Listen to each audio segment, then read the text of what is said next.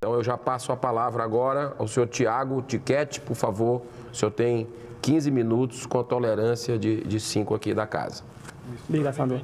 Gostaria, em nome do senador Eduardo Girão, saudar todas as autoridades aqui presentes e agradecer pela singela, mas histórica homenagem ao Dia Mundial da Ufologia. Saúdo também a quem nos assiste na TV Senado, nas redes sociais e também aos aqui presentes. Pois bem, eu vou apresentar, senador, alguns casos dentro da ufologia brasileira que merecem algum destaque. São casos importantes. A ufologia brasileira é riquíssima e eu pensei alguns casos aqui com imagens até mais para ilustrar e mostrar para todos que nos estão assistindo que a ufologia é real e ela é global. Vou começar? Ok. O primeiro caso que eu trago é o caso de Ilha da Trindade. É um caso famoso, é um caso um dos mais importantes do mundo, no Brasil e no mundo. Ele ocorreu no dia 16 de janeiro de 1958, quando o navio Almirante Saldanha, da Marinha Brasileira, estava próximo à Ilha de Trindade, no litoral brasileiro, e sua tripulação fazia pesquisas associadas ao Ano Geofísico Internacional. O evento desta data, a qual foram tiradas as fotos, está associada, foram obtidas, na verdade, num período posterior a outros 5 avistamentos, que ocorreram em dezembro de 1957 até janeiro de 58, quando foram feitas essas fotos. Essas fotos, esses avistamentos, foram testemunhados por diversos militares de várias embarcações e também militares que ficam na ilha. Dentro dessa embarcação havia também um fotógrafo profissional chamado Almiro Baraúna, que no dia 16 de janeiro foi chamado ao convés do navio para que verificasse e registrasse um estranho objeto que estava aparecendo para toda aquela tripulação.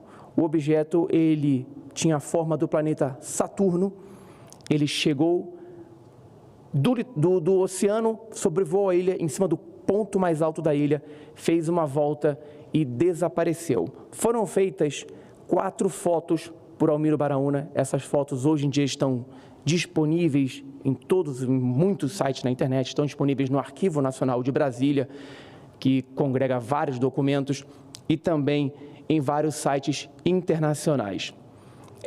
Essas fotos já tentaram de todas as formas desqualificá-las, tentaram explicá-las, mas ninguém até o momento teve o êxito. E não digo nem que é para o mal da ufologia, eu acho que a ufologia ela deve ser baseada em pesquisa, uma vez que qualquer caso, sendo clássico ou não, seja explicado, é para o bem da ufologia, da pesquisa ufológica. Aqui a gente defende a verdade, a pesquisa científica dos fatos. Essas fotos, inclusive, foram pesquisadas pelo Pentágono, que queria comparar ao que eles estavam tendo de avistamentos também nos Estados Unidos. E segundo os jornais da época, essas fotos foram enviadas aos Estados Unidos e foram analisadas também. Um inquérito aprovado pela Câmara dos Deputados no dia 27 de fevereiro de 1958, de autoria do então deputado Sérgio Magalhães, solicitava que a Marinha Brasileira explicasse os fatos relacionados ao incidente. Em resposta a essa solicitação, o deputado teve acesso a um documento confidencial da Marinha, onde era confirmado todo o episódio, inclusive acrescentando novos dados. O deputado chegou a ir a um programa de TV antigo com o inquérito em mãos. Ele mostrou a capa do inquérito, mas não podia divulgá-lo. E esse inquérito até hoje, e é um pedido da nossa campanha UFO Liberdade de Informação já, que esse inquérito seja divulgado ao público. Até hoje ele permanece sem divulgação. Um outro caso muito interessante é o caso de Ubatuba, onde em setembro de 1957, vários banhistas observaram um disco voador, literalmente, se aproximar da praia de Toninhas, em Ubatuba. O objeto vinha numa velocidade incrível e, quando estava prestes a se chocar com a água, deu uma guinada subindo logo em seguida. Foi quando ele explodiu em chamas e fragmentos sobre o mar, próximo aos banhistas. Algumas testemunhas recolheram os pedaços do objeto, constatando ser de um material metálico e muito leve. Uma dessas testemunhas encaminhou uma carta ao então jornalista Ibrahim Suede, do jornal O Globo, juntamente com uma parte desse material. 3 amostras chegaram às mãos do ufólogo Olavo Fontes, que as encaminhou para as análises. As primeiras análises foram feitas no Departamento Nacional de Produção Mineral do Ministério da Agricultura, sob responsabilidade de Luísa Maria Barbosa.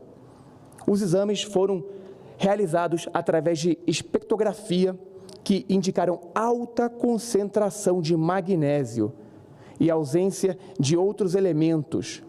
Outros exames realizados nas amostras indicaram também alta concentração de outros elementos desconhecidos no nosso planeta. Uma das amostras, há pouco tempo, foi entregue a Andrea Simondini, a pesquisadora e ufóloga argentina, e está exposta no seu museu em Entre Rios, na Argentina.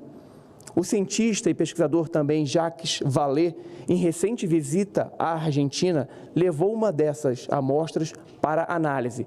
O resultado ainda não é definitivo, mas o que se tem até agora é que a amostra seria, para ter a pureza de magnésio identificada na amostra, seria necessário uma temperatura comparável à de uma explosão de uma supernova.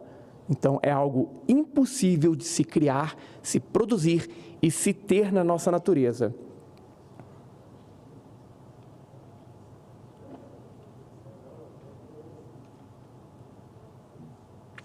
O próximo caso eu trago até em homenagem ao Jevaé, eu também senador, o dia que Curitiba foi literalmente invadida por discos voadores. Isso aconteceu no dia 14 de dezembro de 1954, quando 3 discos voadores, e essa é a foto que está em destaque, sobrevoaram a cidade por várias horas, chegando a se aproximar de prédios no centro da capital, assustando a população.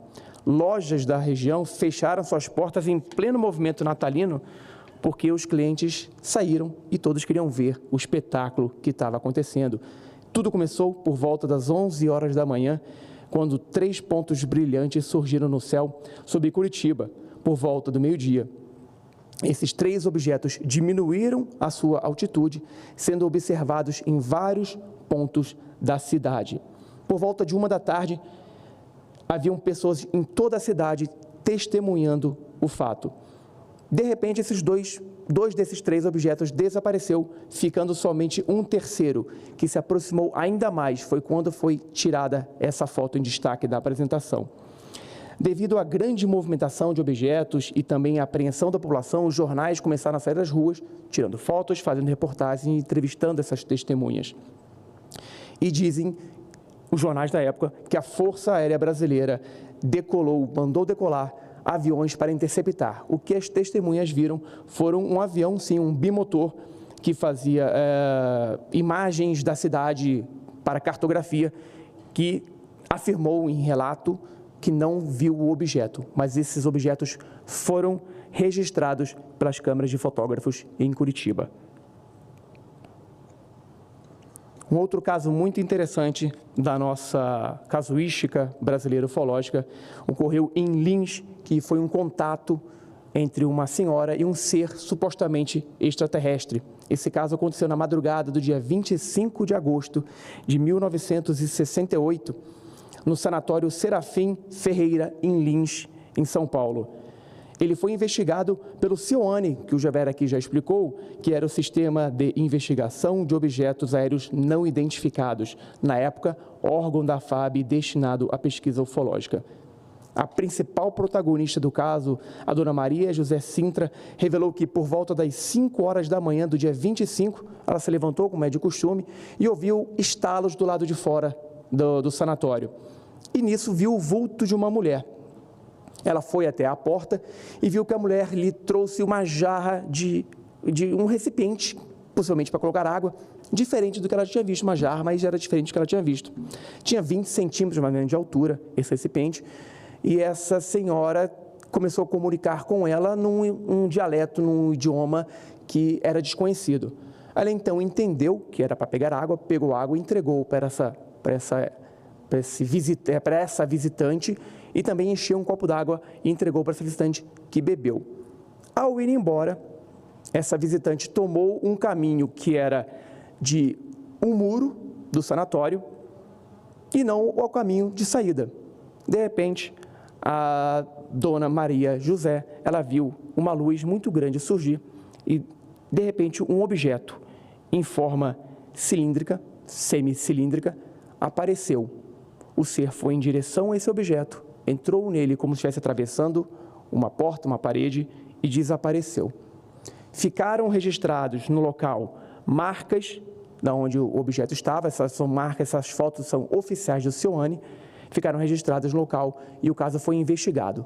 Não houve conclusão até hoje do que seria esse ser, que era um ser loiro com vestimentas azuis, vestidos azuis e uma touca na cabeça, um véu na cabeça azul também. Até hoje não houve explicação para o que ocorreu. Um outro caso muito interessante e com destaque é o caso VASP.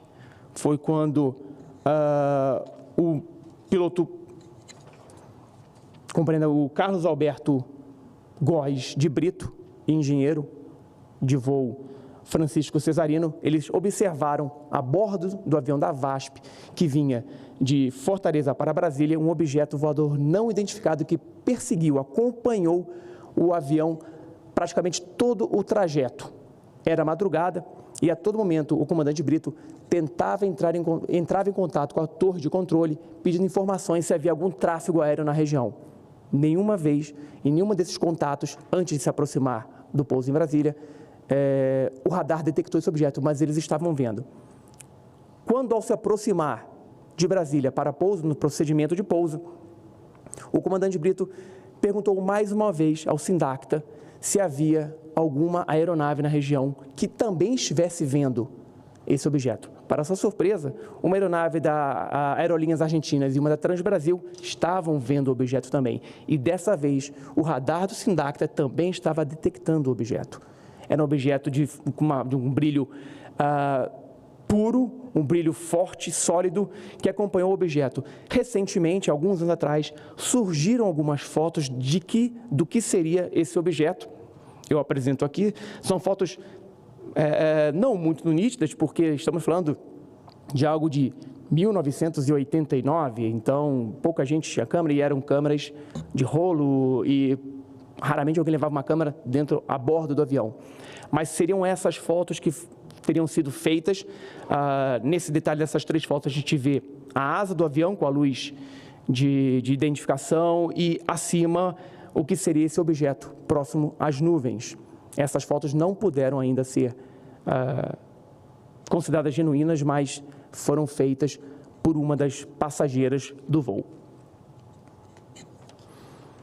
Este caso também é um caso interessante, temos aqui companheiros da aeronáutica, a qual eu tenho um grande prazer, porque meu pai foi piloto da aeronáutica, tenente-coronel Tiquete da aeronáutica, meu sogro foi coronel da aeronáutica também, eu estou entre os militares, eu me sinto muito bem.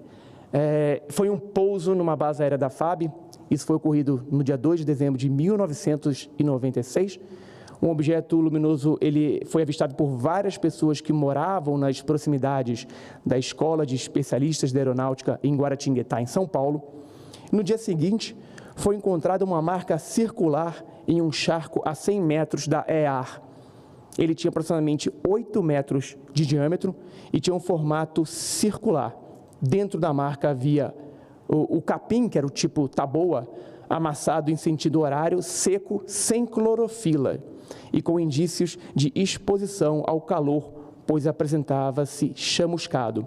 Em 4 pontos nas bordas desse círculo, bem como no seu interior, haviam pontos queimados e na parte de fora da marca a vegetação estava intacta. Isso é o que a gente chama normalmente de ninho ninho de OVNIs.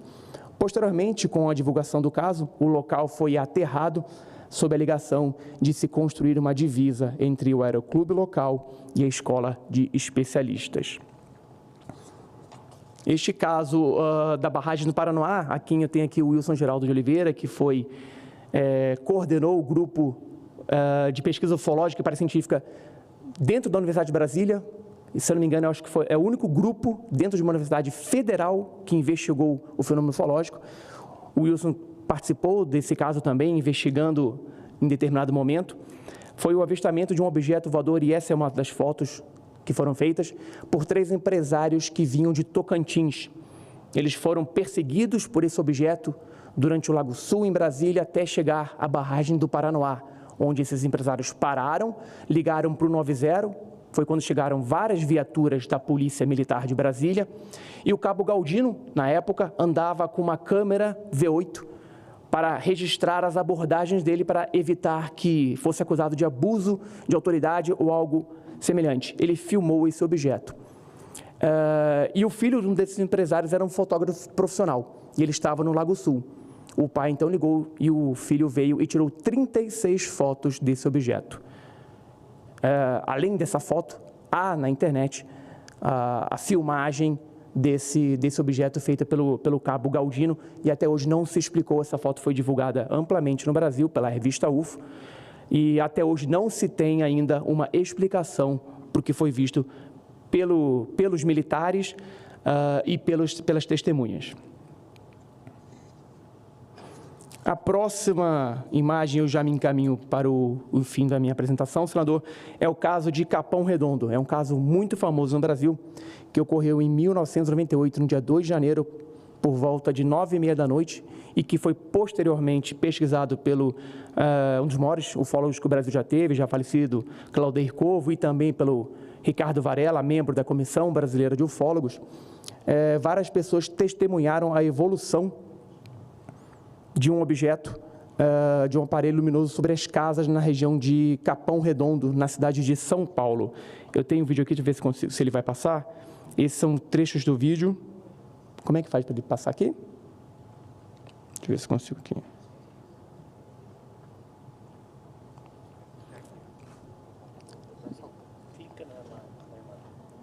Ali, ele vai conseguir, pronto.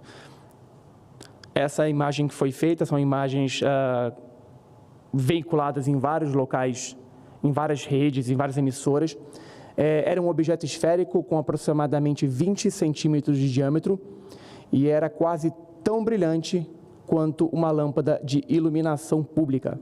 Esse objeto realizou movimentos rápidos de descida e subida sobre os telhados das casas da região, não havendo qualquer ruído vindo dele. Estamos falando de algo que foi visto em 1998. Nós não tínhamos drones, nós não tínhamos satélites Starlink. É um objeto que fez rasante sobre casas, rasante sobre automóveis, passou entre fios de postes de eletricidade e ninguém até hoje conseguiu identificar. O Claudeir Corvo e o Ricardo Varela tentaram, de todas as formas, reproduzir para tentar imitar esse objeto e não conseguiram. Usaram pipas com lanternas, usaram aviões de aeromodelismo e não conseguiram reproduzir. E até hoje, essa é uma das melhores imagens do que a gente na ufologia chama de sonda ufológica, que seria de pequeno tamanho, de 30 centímetros a 1 metro de diâmetro, que serviria para investigar, analisar a área. O último caso que eu trago para vocês foi um caso que eu recebi em 2015, que é uma sequência de fotos tiradas aqui em Brasília, que mostram um objeto não identificado próximo ao início da noite do dia 27 de setembro de 2015. As imagens foram tiradas em Engenho das Lajes, aqui no Distrito Federal, às 18h14, em intervalos de 1 minuto. De acordo com as testemunhas, o engenheiro civil, o objeto era brilhante e mudou várias vezes de direção, girando como se fosse um satélite e tendo aquela aceleração e desaceleração instantânea. Também é algo muito difícil praticamente impossível de qualquer avião, qualquer helicóptero convencional fazer. E não era um drone, segundo a testemunha, porque ele emitia outras luzes e raios direcionados ao solo. Esse foi o último caso que nós tivemos registros aqui em Brasília com fotos e imagens que nós podemos apresentar. E com isso, eu encerro a minha apresentação, mais uma vez agradecendo o espaço aqui no Senado Federal, a nossa casa, e levando em conta que esse é um momento histórico para a ufologia nacional e internacional. Senador, muito obrigado. Muitíssimo obrigado, nós que agradecemos a sua presença aqui, Tiago Tiquete, que é conferencista, assessor governamental e presidente da Comissão Brasileira de Ufólogos, a CBU, mais uma vez. Obrigado, senador. Mais uma vez, agradeço essa oportunidade de estar nessa casa aqui. Além de sou também co-editor da revista UFA Convite do Jevaer, sou diretor nacional da MUFON no Brasil.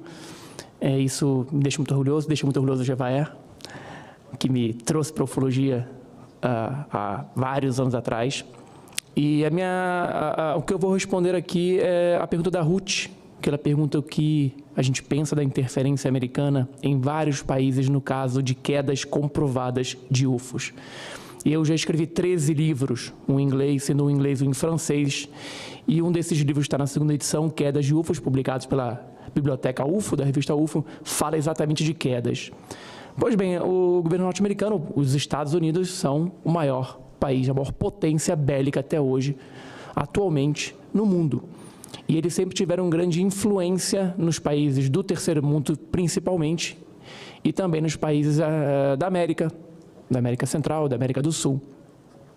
Não por isso somente eles criaram protocolos, a partir das quedas que tiveram de objetos voadores não identificados nos Estados Unidos, eles criaram protocolos para o resgate e também para o acobertamento. Isso ocorreu em 1947 ou 1945, como alguns acreditam que aconteceu em Trinity, nos Estados Unidos, mas foi a partir de 1947, com a queda do disco voador em Roswell, que os Estados Unidos começaram a colocar em prática esse acobertamento e esse resgate dessas naves.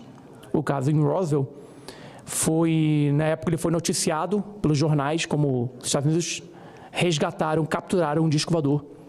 Mas logo depois esses mesmos, o exército americano, a Força Aérea integrada ao exército americano naquela época, afirmou que não, que haviam resgatado foi apenas um balão. Mas isso foi uma forma de acobertamento. E os anos se passaram e somente quase 30 anos depois, esse caso voltou à tona.